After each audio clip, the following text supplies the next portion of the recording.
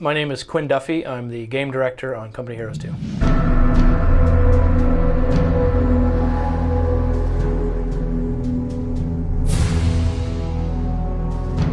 Well, we were introducing Cold Tech today in Company Heroes 2. It's sort of an offshoot of our Essence Engine 3, the brand new engine we're using to drive the development of the game. And Cold Tech deals with things like blizzard conditions, cold conditions, frozen ice, breaking ice, everything that sort of builds on the sort of mythos of the brutal cold of the Eastern Front.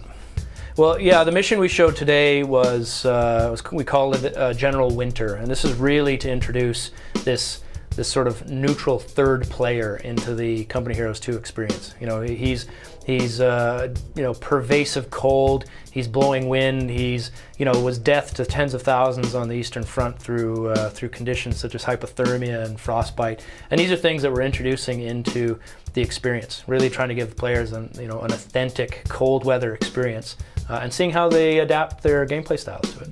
Company Heroes 2 isn't just set in the winter. I mean, this is a vital part of combat on the Eastern Front, was fighting during the winter months and the effect on troops. But the story sort of covers the breadth of the war from 1941 to 1945, and so we're going to see a variety of weather conditions.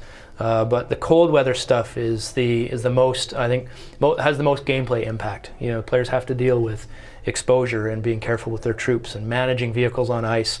And there's a real sort of cause and effect in their decision making at the tactical level. I mean, in Company Heroes 2, you're going to encounter a number of cold weather conditions, deep snow among them. And in deep snow, troops are, they're encumbered by movement through the deep snow. It increases their travel time, which increases their exposure to the cold.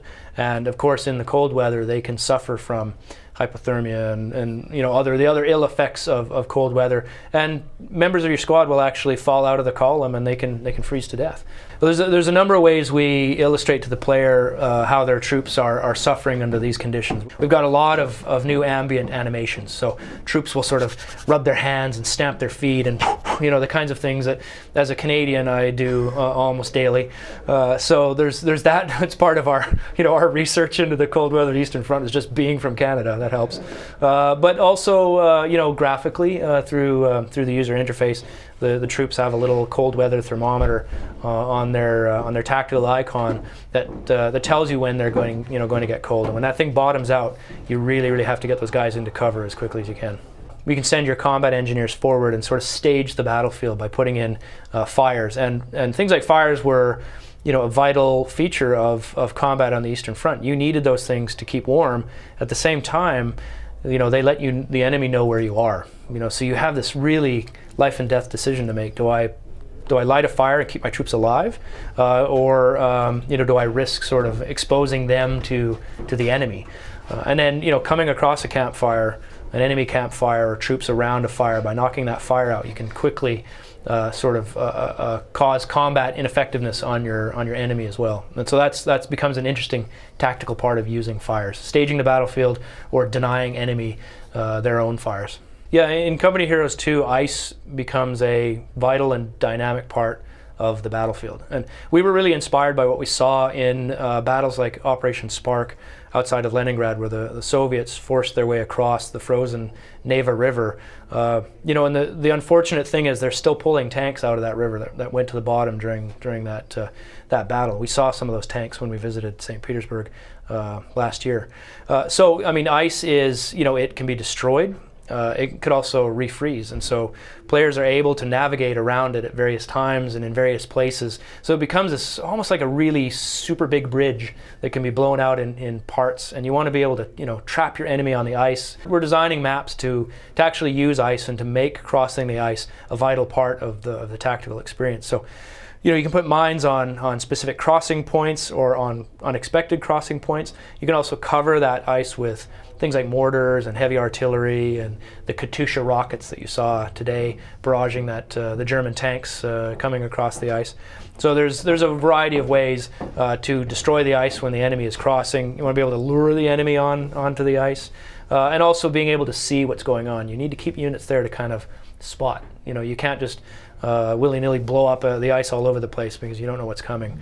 Well, we've introduced a couple of new units in the demonstration we gave of Company Heroes 2 today. We've got sort of ends of the extreme. We've got the super heavy KV-1, which when it appeared in the 40s, early 40s, 1940, and when the Germans first encountered it in 1941, they had no ability to destroy this vehicle. I mean, the armor was unprecedented.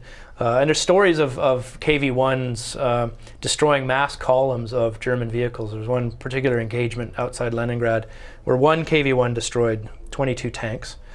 Took 135 hits, and none of them penetrated the armor. So these are lumbering giants, and they look really great in the game right now, belching diesel smoke and all this kind of stuff.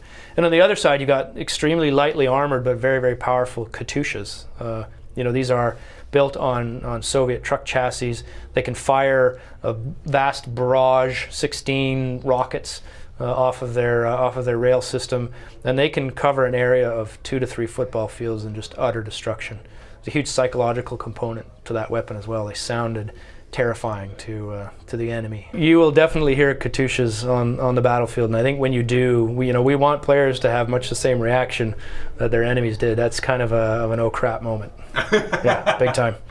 Perfect. Yeah, there's a breadth of weapons that we're introducing on both sides. We're going to see the things that players expect, and probably a few little surprises we'll talk about later. But the Katyusha, when it was first put into combat, was considered a secret weapon. It was manned solely by the NKVD units in the army, because they were deemed to be the most politically reliable and the least likely to give these weapons up into German hands. So it was a super weapon when it was introduced. Well, we're releasing Company Heroes 2 early in 2013 on the PC.